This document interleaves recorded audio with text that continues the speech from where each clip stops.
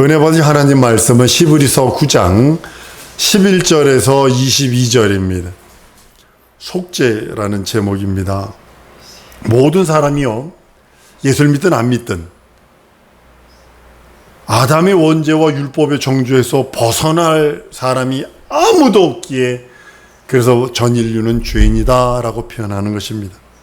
그래서 인생이 피치 못할 세 가지 저주가 있다고 그랬는데, 그것이 뭐냐면 율법의 정죄, 마귀의 참소, 하나님의 공의의 심판, 하나님의 공의의 형벌입니다.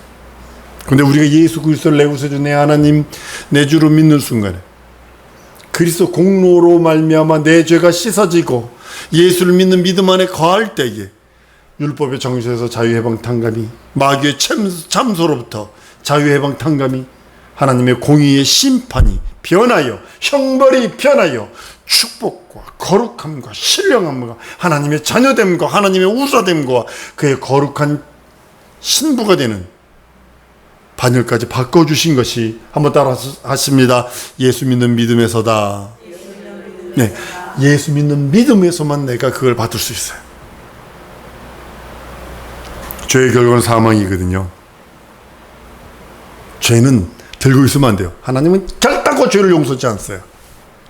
죄인은 용서하나 죄는 용서하지 않아요. 왜냐하면 죄의 근본이 마귀거든요. 마귀는 절대로 용서하지 않아요. 죄를 짓게 하는 자는 마귀거든요. 마귀는 용서하지 않아요. 죄인은 용서하세요. 왜 죄인을 용서하시느냐? 죄인은 죄에게 속은 자거든요. 마귀에게 속은 자니까 용서가 돼요. 육체 있는 동안에만. 육체 떠나면 그것으로서 끝이면, 사망에서 벗어나 생명으로 옮겨지려면 사망을 초래한 죄 용서함을 받아야 되거든요. 나를 사망으로 끝없이 끌고 내려가는 그 죄에서 용서함을 받아야 되는데, 그거는 사람이 도 닦는다고 되는 것도 아니고, 내가 헌신 봉사 충성한다고 되는 것도 아니고, 내가 뭐 선행을 한다고 해서 되는 것이 아니라 죄를 맹겨놔야 돼. 죄점을 맹겨놔야 되고, 사망이라고 하는 저주를 대신 누군가가 저주지 않으면 안 돼. 그것은 피 흘리는 방법뿐이 없어요. 나를 대신 피 흘려주지 않냐면 그러고도 죄산 받을 수 없고 죄짐을 옮길 수가 없어요. 피에 생명이 있으므로 피가 죄를 속하느니라. 레위기 17장 11절에 말씀하시고, 오늘 본문 말씀에도 말씀을 합니다. 피 흘림이 없으면 사함이 없다. 피로써 정결케 되는. 구약 성경에서는 율법을 따라 죄 삼받기 위해서 하나님 앞에 나가서 짐승의 피를 뿌립니다. 죄 용서함 받고 사망을 면하고자 피를 들고 갑니다. 짐승의 피는 사람의 죄를 용서할 수 있는 능력이 없어요. 왜냐하면 영적이지 않으니까. 만약에 여러분 동물이 영적이라면 여러분 동물 못 먹습니다. 만약에 돼지가 영적이라면 돼지고기 못 먹습니다. 닭고기 그거 절대로 못 먹습니다. 나타날 거 아니요. 저기 아프리카나 저쪽에 그 파푸아뉴기니아에 가보면 하는 식인한 사람들은요 미쳐버려 이러고서요. 그 사람만 그러는 것이 아니라 그 후손들도 이러고서 그래요. 식인한 사람들은 전부 다 그래버려. 영적이니까요. 근데 돼지고기 먹은 사람이 해한 사람 봤어요? 소고기 먹은 사람, 닭고기 먹은 사람이 해한 사람 봤냐고. 걷지도 못하고요. 막 이상해져 버립니다. 그 영적이라서 그래요. 사람은 영적이에요. 그래서 그러는 거예요. 중국에 신혼부부가 여행 갔다가 쓰레기통에서 두 부부 뼈다구만 발견돼서, 중국은 아직도 사람 먹거든요. 공자, 맹자, 이 사람들 좋은 사람 아니에요. 사람 고기 즐겨 먹었던 사람들이에요. 여러분, 짐승의 피는 사람의 죄를 용서할 수 있는 능력이 없어요. 짐승의 피 자체가 사람을 거룩하게 할 수는 없어요. 죄를 사할 수 없는 능력이 없는 이유는 영적이지 않기 때문에. 소나 양이나 염소는 각혼은 있어요. 각혼. 그러나 영적이진 않아요. 짐승의 핏부림으로 율법을 근거, 그 근거에, 율법의 근거에 피를 뿌립니다. 그런데 율법은 실상이 아니고 비유입니다. 참 형상에 대한 그림자라고 성경은 히브리서를 통해서 말씀을 합니다. 율법에 따라 드리는 모든 피 뿌리는 제사는 실상에 대한 비유입니다. 그림자입니다.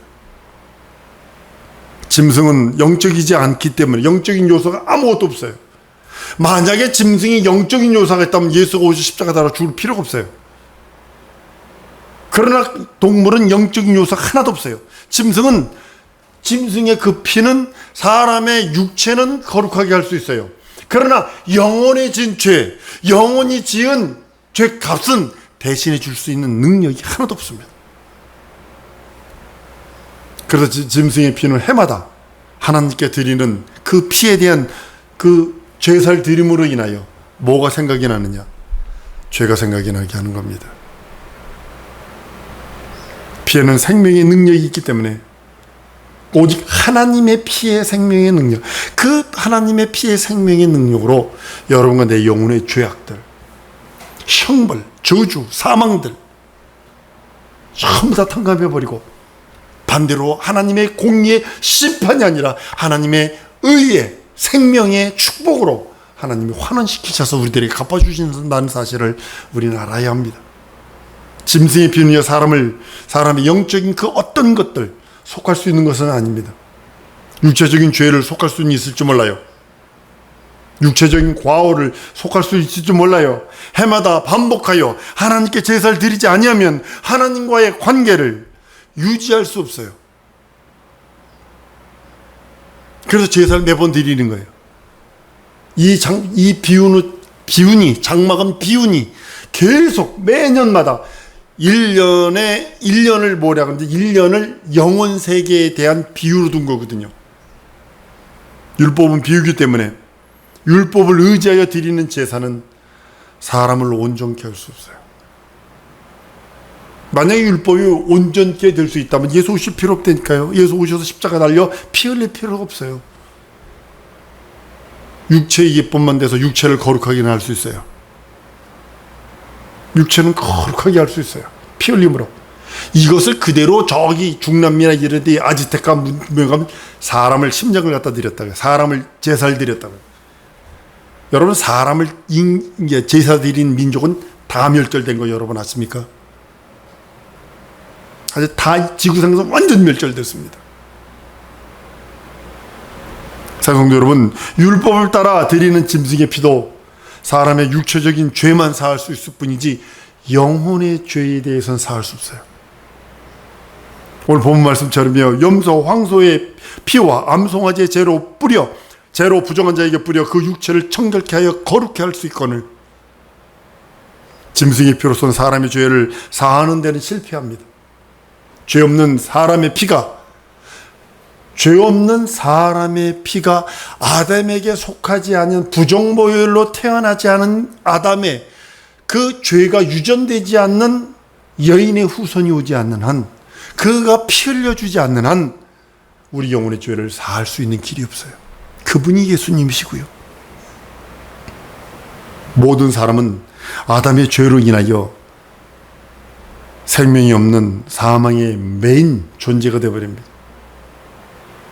어떤 사람도 피로도, 어떤 사람의 피로도 부정모혈로 태어난, 아버지 날 낳으시고 어머니 날 키우시는 그 부정모혈로 태어난 사람이라면 그 누구의 죄도, 얼마 전에 오래됐습니다만 우리 한국에서 있었던 일입니다. 자기가 스스로 십자가에 못 박았어. 그리고 죽었어. 어떻게 죽었는지 모르죠. 십자가 어떻게 못 박았는지도 모르지만 하여튼 스스로 십자가에 못 박고 죽었는데, 죽으면서 그래서 내가 뭐 어쩌고지, 이게 신비주의고 이게 사탄적이거든요. 어떤 사람의 피로도 사람의 죄를 사할 수 있는 능력과 생명은 없습니다. 오직 하나님의 그 아들, 여인의 후손만이 우리 인류의 죄를 사할 수 있다고 말씀합니다. 천사는 그러면 어떻게 되지 않겠느냐라고 의문을 가질 수 있습니다. 천사는 지음받을 때요, 몸 없는 영적 존재로 지음받습니다. 사람과 천사는 영적 존재는 동일한 영적 존재인데 하나는 육체의 몸이 있고 하나는 육체의 몸이 없이 창조가 됐어요. 그래서 천사가 우리를 흠모하는 게 뭐냐면 우리 육체입니다. 우리 육체를 위해서 한번 따라합니다. 구세주가 있다. 그러나 천사를 위해서는 구세주가 없어요. 그러니까 천사는 범죄는 그건 형벌이에요. 성경을 통해서 보면요, 천사는 사람의 모습으로 나타나기도 하고 밥 주면 밥도 먹고 손대접하면 손대접도 받고 그래요. 폐렴은 없어지기도 하고. 그러나 천사는 본질적으로 몸을 갖고 있지 않은 존재입니다. 그래서 천사는 시집도 가지 않고 장가도 가지도 아니하는 존재입니다. 육신이 없어서 우리는요, 육신 때문에 생명의 연장을 위해서 뭐해요? 후손들이 계속 낳잖아요. 석씨 집안의 자손들을 위해서 그 후손들이 또 되고 계속 그러는 거예요. 그 후손들, 그 수완이 우리가 100여 년으로 딱 한계가 있기 때문에 그래요. 천사는 아니요. 천사는 그냥 처음 창조된 그때부터 끝까지 가는 거예요. 천사는요, 육신인을 위해서 후손을 낳기 위해서 천사가 시집장가가는 거 아닙니다. 우리 측에서 바라보면 중성이죠. 우리 쪽에서 보면 중성. 소돔과 고모라의 그 천사가 두 명이 롯의 집에 간 그 천사가 그 소돔 고모라 사람들이 그를 봤을 때 너무나 아름다운 사람처럼 보였거든요. 너무나 멋있는 사람처럼 보였거든요. 부활 때 우리도 천사와 같은 신령한 몸으로 있게 될 것입니다. 생명의 연장을 위해서 부활 후에 시집가거나 장가가거나 그러지 않아요. 이런 말하죠. 천국에서 보자. 죄송합니다. 천국에는 그런 패밀리 개념이 아닙니다. 가족 개념이 아닙니다. 그냥 우리가 위로하려고 천국에서 만나자, 천국에서 보자 이렇게 얘기하는 거지. 우리가 부활할 때에 신령한 몸을 입어서 그 신령한 몸으로 영생하는 거거든요. 그렇기 때문에 그때는 뭐가 필요 없냐면 시집가고 장가가고 이게 필요 없는 거예요. 부활 때 우리 몸은 더 이상 이 몸이 되는 것이 아니라 신령한 몸으로 입어서 천사와 같은 신령한 몸, 하나님을 영원히 그분을 배우며 그분의 의의를 사모하고 추구하는 신령한 몸이 되어서 영생을 하고, 또한 이 땅에서 육체에 있을 동안에 불순종 불신앙 불의하고 믿지 아니한 자들 영원한 몸을 입혀서 타락한 원수 마귀와 함께 지옥으로 보내버릴 것입니다. 천사는 본질적으로 피 흘릴 수 없는 존재, 사람들을 위하여 생명을 줄 수 없어요. 피에 생명이 있는 거로 생명이 죄를 속하는 이라 그랬어요. 예수는 한번 따라합니다. 예수는 피 흘리러 오셨다. 요 소리를 그대로 돌리면 예수는 생명을 주러 오셨다는 뜻이에요. 피에 생명이 있는 거로 생명이 죄를 속한다고 그랬으니까 천사는 피 흘리는 존재가 아닙니다. 육체가 없기 때문에 피 흘릴 수 없어요. 다른 말로는 인생들에게 생명을 줄 수 있는 능력이 없어요. 그래서 천사는 사람에게 절대로 구세주가 될 수 없습니다. 천사는 절대로 인생의 주가 될 수 없고, 천사는 절대로 인생의 하나님이 될 수 없습니다. 마귀는 얘기합니다. 내가 네 하나님이고 내가 네 주고 내가 네 구세주다 이러는 거죠. 마귀는. 그러나 우리는 하나님 그분만이 나의 주요, 나의 구세주요, 나의 하나님이다 고백하는 거예요. 왜냐하면 천사는 구세주가 될 수 없어요. 그래서 천사 숭배는 상을 잊어버린다는 거예요. 겸손한 채에서 누워가지고 환상 본다고 천사님 어쩌고 저쩌고 하는 것들, 자기 멸류관 다 털어버리는 거예요. 하나님은 영이십니다. 영이신 하나님이 그 말씀도 영이신데 그 말씀이 육신으로 오셔서 그 말씀이 살찌고 피 흘려 주심으로 우리를 위하여 구세주가 되시고 하나님이 되십니다. 주가 되시는 겁니다. 말씀이신 하나님께서 인간의 죄를 사할 수 있습니다. 육신을 입고 오셨으니까, 피 흘리러 오셨으니까, 영원 전에 하나님의 계획이요, 영원 전에 아들의 의지요, 하나님의 뜻이기 때문입니다.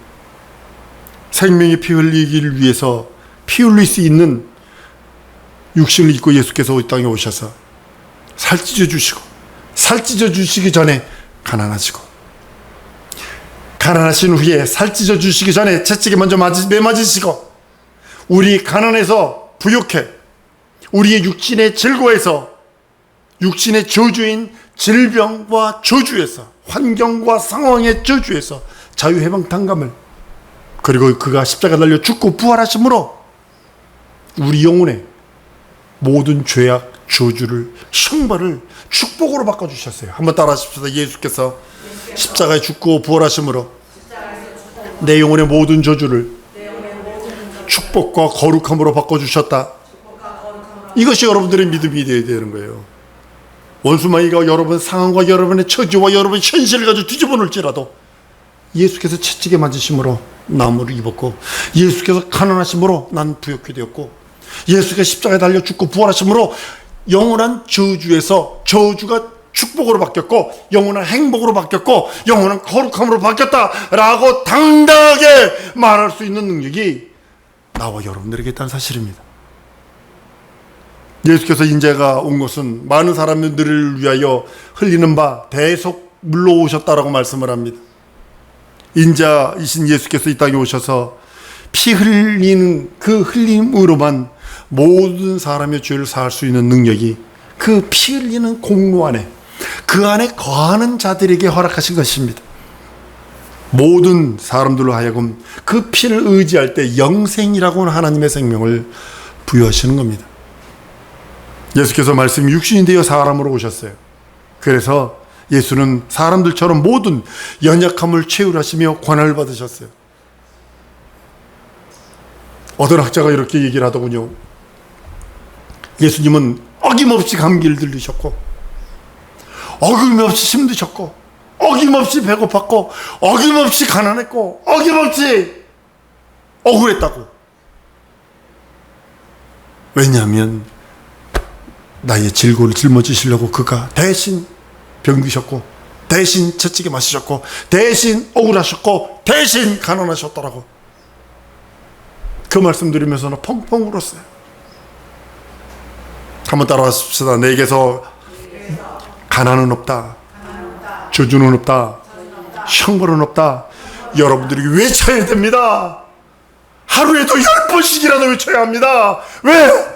예수께서 내 대신 가난하고, 내 대신 저주받고, 내 대신 억울하고, 내 대신 죽으셨기 때문에.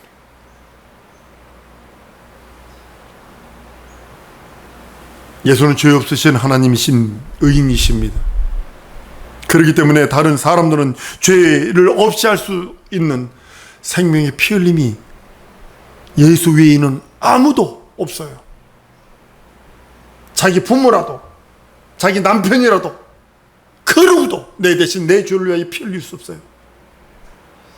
율법의 대제사장은 하나님께 나갈 때 짐승의 피를 가지고 나갔어요. 대제사장일지라도, 대제사장도 죄인이기에 자기가 먼저 속죄를 해야 합니다. 하나님은 율법을 따라 드리는 제사를 원치도 아니하셨고 기뻐하지도 않으셨다라고 성경은 히브리서 10장에 말씀합니다. 제사는 영원한 관계를 맺을 수 있는 그 어떤 것도 아니고 다만 육체를 정결하기 위한 제사였었어요. 율법의 제사를 아무리 드려도 자기 영혼의 죄를 없이 하지 못합니다. 지금 무슨 어떤 그룹에서 구약의 제사 드리는 걸 드리자 해가지고 어떻게 그걸 보면서 내가 봤습니다. 이런 곰퉁이 같은 짓을 하고 있다 지금 제가. 죄가 없어진 영원한 대제사장이신 예수 그리스도께서 오셔서 자기 피로 드린 제사, 영원한 하나님의 생명으로 드린 제사, 그것만이 하나님이 원하는 제사요, 그것만이 하나님이 기뻐하시는 제사요, 그것으로 인한 그 안에서 드리는 모든 행위들, 그 안에서 찬양, 경배, 예배, 그 안에서 헌신, 봉사, 충성이 하나님이 드리는 하나님이 원하시는 가장 기뻐하시는 제사요, 가장 즐거워하는 예배요. 참것의 그림자인 성소에 들어가려면 짐승의 피가 필요하고, 그 피를 육체의 죄만 정결케 할 뿐이지만 예수 그리스도의 영원한 제사장, 예수 그리스도는 영원한 제사장이요, 자기 피로서 그 하늘문을 열어 제치시고 영원한 참 제사를 드렸다고 성경은 말씀을 합니다. 예수의 피만 우리의 모든 죄를 분리시키셨고 거룩하게 하시는 유일한 능력이요, 유일한 이적이라고 성경은 말씀하고 있습니다. 예수 그리스도로 말미암아 드려진 모든 제사, 예수 이름으로 드려진 모든 예배, 이것이 영원한 제사요, 영원한 예배. 한번 따라합니다. 예수 그리스도 안에서 예배하리라. 그 안에서 하는 모든 행위가 거룩한 겁니다. 신령한 영원한 예배입니다. 영적 예배입니다. 그리고 하나님이 기뻐하시는 제사가 바로 예수 그리스도로 말미암아 드려지는 예배입니다. 여러분, 이 시간에 평생 이렇게 다짐하십니다. 결코 정죄함이 없는 예수 안에서만 예배하고 예수 그리스도 안에서 하는 모든 행위, 그것이 하나님의 기쁨이요 하나님의 사랑이라는 것을 알고 예수 안에 거하여 예수의 뜻대로 살기 원하오니 예수여 날 도우시고, 예수여 내 영혼에 함께 하시고, 내 상황, 내 현실, 내 고통, 내 범인 예수께서 가져가셨으니 예수 안에서 난 자유해방 당감과 예수가 주시는 그 모든 은혜와 은총과 능력이 충만하게 해달라고 우리 다 같이 통성으로 기도하십니다.